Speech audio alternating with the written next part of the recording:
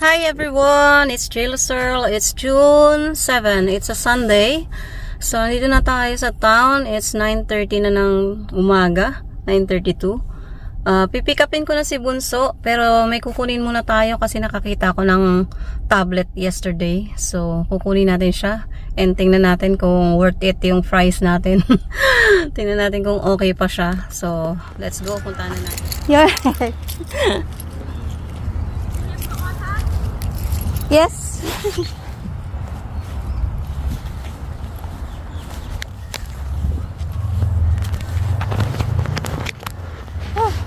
Sorry. Okay, nakuha na natin yung tablet and later on check natin siya kung okay pa siya. Dito ako sa Hinkler, mag-toilet lang ako tsaka bibili ako ng pagkain ng pusa. Si Bunso kumakain pa, kaya breakfast pa sila, kaya maya-maya ko na siya puntahan. So, dito na tayo guys, sa bahay ni boyfriend. Ayan. So, antayin natin si Bunso lumabas.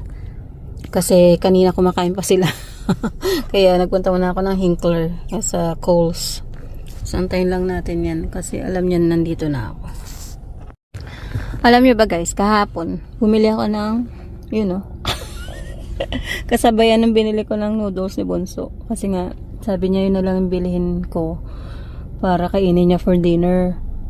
Tsaka, dalawa yung pinabili niya. So, baka tag-isa sila. Kasi naman mahilig sa maanghang si boyfriend. So, dalawa yung pinabili niya kasi baka nga daw gutumin siya in the morning. Yung akin, hindi ko na napansin yan pag uwi ko kahapon. Dire-dire.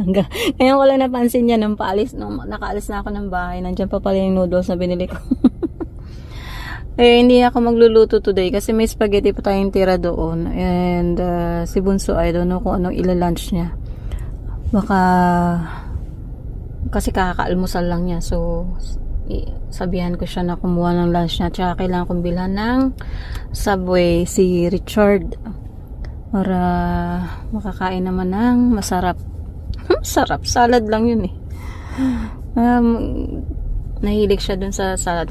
Last time na nag-work ako, pag umuwi ako, binibilan ko siya ng salad bowl dun sa sa Subway. Minsan may cookies pa. Kaso masyadong magastos. Nakakasira ng budget. But then, syempre, yun lang ang kinakain niya eh. Hindi katulad ko, kaya kong kumain ng mga simpleng itlog lang, noodles. Okay na ako dun, buhay na ako dun sa San Marino. Pero, yung mga Australian life, hindi ko pa kaya yan. Yung mga vegetables, salad. Mag 6 years na ako dito, pero nga. Nakakain naman ako paunti-unti ng mga gulay na yun, mga kilala kong gulay like yung pumpkins, yan, yung sayote, kaso bihira naman yung sayote. Minsan, kangkong, pag nakakuha tayo ng kangkong, or pechay, yan. So, iba yung pechay nila dito eh. Ano pa ba? Yun lang yung mostly kinakain ko na gulay eh. Ampalaya. Yan, pag binibigyan tayo ng ating mga friends ng ampalaya. So, yun. And, so far, okay naman ako. Sabi nga ni Doc, okay lahat ng result ng aking blood test. So, wala akong problema. Ang need ko lang is yung tummy ko. Nag-grow talaga siya. So, yun na nga, gumawa tayo ng mga test, pero wala naman nakita. Kaya, nag-lose na rin ako kumbaga, nagtanggal na ako ng kanin. Kasi, before, lunch tsaka dinner ako nagkakanin. Ngayon lunch na lang. At saka minsan talaga nililimit ko siya for hanggang 2 cups lang. Pagka masarap talaga yung kain ko, like kag San Marino, nakakadalawang cups ako ng kanin. Kaya nililimit ko talaga, tinatakal ko talaga yung bawat kain ko kasi nga hindi ako makahinga pag sobrang bigat ng alam niyo yun, yung mataba ka. Di ka makakalakad ng maayos kasi nga hinihingal ka basta. So yun, so far okay naman. And si Fowler Burr na lang ang acting kailangan kasi talagang na siya, yung Parkinson niya ay medyo lumalala na ng konti. I don't know kung part yun nung battery niya, kasi yung battery niya sabi ni Doc Silver, naabot naman daw yun ng 1.5 year. Pero this coming August, meron siya ulit check up. So, titingnan yung battery niya kung ano. Pero ang sabi niya kasi last time, 1.5 year pa yon. Medyo yung movements ni Polar Bear ngayon, madalas na siyang sumipa, restless leg, tapos hindi siya nakatulog sa gabi. Kaya ako minsan, kahit naka-sleeping pills ako, pag naramdaman kong gising siya, nagigising na ako noon, tapos hirap na ako makabalik ng tulog. Tapos sasabayan pa ng 2 pusa, gigisingin din ako. Kaya ayun. So hopefully talaga makapasa si Bunso sa kanyang driving test, and malaking tulong yun sa amin pagka nakakapag-drive na siya, kasi gigising na lang ako ng umaga para i-prepare yung kanyang baon, and ayun, aalis naman siya mag-isa, so kaya niya na mag-drive, and uwi naman nun is 3 o'clock or mga 4 o'clock. So maghahaba-haba yung aking pahinga, marami akong magagawa sa bahay, makakapokus ako kay Richard, and yun. Si Polar Bear naman, importante dyan, nakikita ako yung masaya na siya basta nasa bahay ako na nakikita niya ako. Pag nawala ako sa mata niyan, sisigaw na yan ng Jen. Ganun. Pag naglalambing naman, Kitty, where are you? Ganun yung niya. Yan, kaya yung aming tawagan lang yun, aming lambingan, kasi nga yun ang tawag ko sa kanya nung simula, nung nakita ko siya in person. Yung masayaw siya, para siyang Polar Bear. Tapos ako Kitty, kasi nga daw parang may 9 lives ako. Tapos yung sense of smell ko sobrang tindi. Kaya ganun yung tawag niya sa akin, Kitty. Kaya yung wedding cake namin, may Polar Bear tsaka pusa. Si Robin ang si Robin ang nagplan at tsaka nagprepare lahat ng kailangan namin sa wedding. Ayun, and so far okay naman.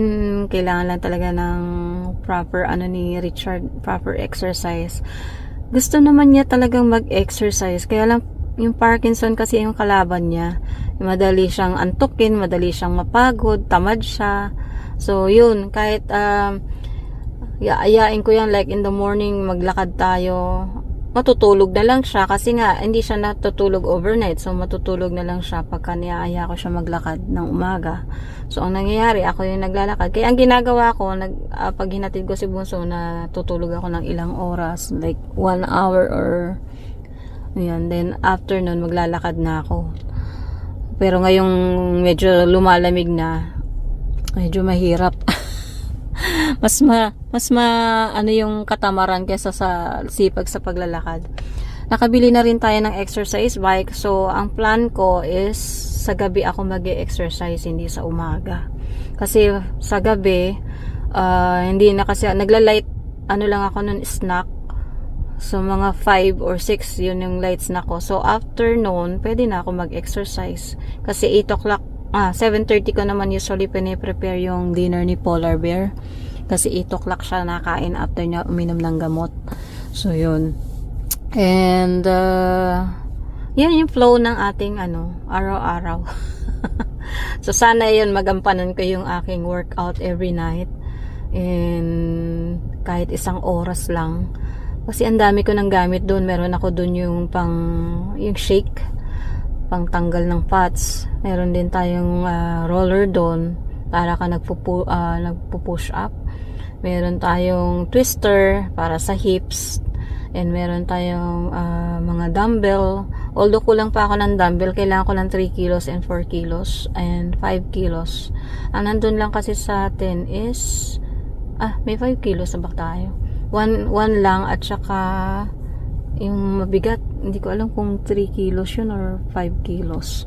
Yun lang yung meron tayo. So ano pa ba? Ayun lang naman yung exercise. Yung jumping rope kasi tinapon ko na, napatid siya. So yun, and yun, siguro naman yung mga gamit natin enough na yun para kahit pa paano makatulong para yung katawan natin ay mas lumiksi.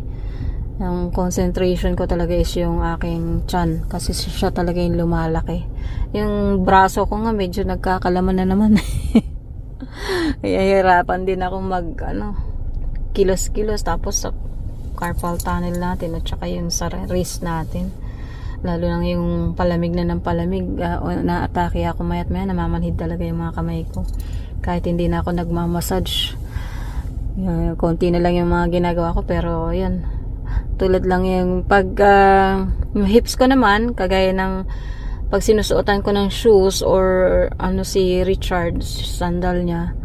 Pag yumuko na ako niyan, ang sakit na talaga ng balakang ko, kaya ayun, medyo nag-worry nga din siya pagka ang hirap pa naman niya suotan ng shoes kasi yung paa niya hindi niya controllable, yung kahit gusto niyang i-push yung paa niya, hindi niya ma-push kasi nga sumisipa yung paa niya, kaya hirap din. Kaya ayun, well, sinishare ko lang kasi hindi nyo naman kasi mostly nakikita yung mga ginagawa ko. Puro lang naman. Good vlogs lang naman tayo. But then, yun, para alam nyo rin yung ating ginagawa as a wife and as a care ni hubby. So, yun. And wala pa si Bunso. Siguro nag-aayos pa sila doon. So, wait lang natin siya. Ito na pala si Bunso. Bye-bye! Bye-bye na si nagbabay ako, bakit? May tablet ka. Ay, kasi, bata. Wala kang pagkain doon? Kakain ka doon? Saan?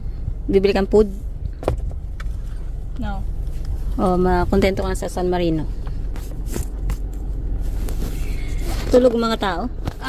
So, balik tayo ng Hinkler kasi bili tayo ng pagkain ni Bunso pang lunch niya. Ako kasi may spaghetti ako doon. Papabili ng donburi. Tapos toilet na din ako. And masaya naman siya sa kanilang barbecue yesterday. Na-meet niya yung family ni mabait naman sa kanya yung family ni boyfriend, kaya wala akong problema talaga.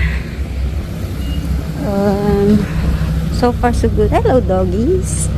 Hey doggies. Hey doggies. So ayan, bili muna tayong food ni Bunso.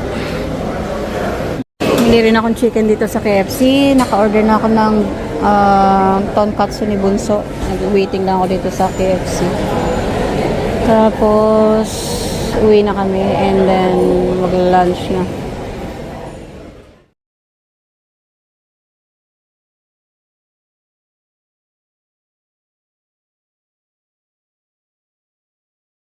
Kain na. Ayan, ulam namin. Singer. Tcharam! Boneless. Sarap. May Bunso ayan, tonkatsu. Eat. A few moments later.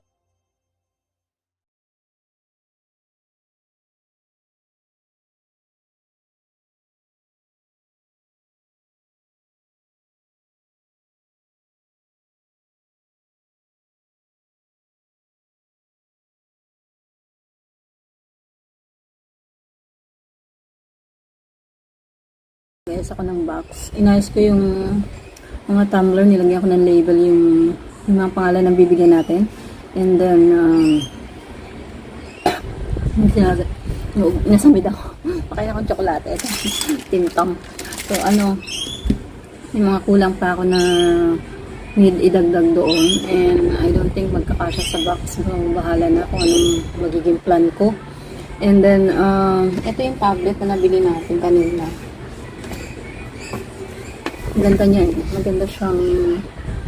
Maganda yung case niya. Ayan siya.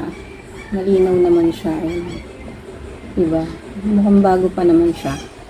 I just don't know kung kukunin ko pa to sa wifi para malaman ko kung ano ba to? 5 to open. Ayan. So, ayan, may mga download na siya. Tingnan natin yung camera. Yung camera niya. Ayan. So, ayan. Start capture. Ayan. Malinaw, oh. Malinaw siya, diba? And, yan, may mga na-download na siyang ibang apps. So, okay to. And, yan. Lahat naman, clear out na niya. So, okay to. tingnan ko lang yung likod. May kasama siyang pen, guys. Ayan. So, pwede mo siyang gamitan ng pen. And, tingnan ko lang kung may gasgas yung likod kasi naka-case nga siya. So, clear naman. Nakita ko rin sa picture na okay naman siya. Pati yung camera maayos. Eh, mabait yung may-ari nito. Actually, yung anak yung minute up ko kasi yung kausap kong babae ay nasa nagpapalinis ang kuko. Kaya yung anak niya yung pinakausapan niya na magbigay sa akin. Ayan. So, maganda yung case. Ayan, maganda rin. Nabili ko. So, nawalan ako ng laptop. Meron akong tablet. So, ayan.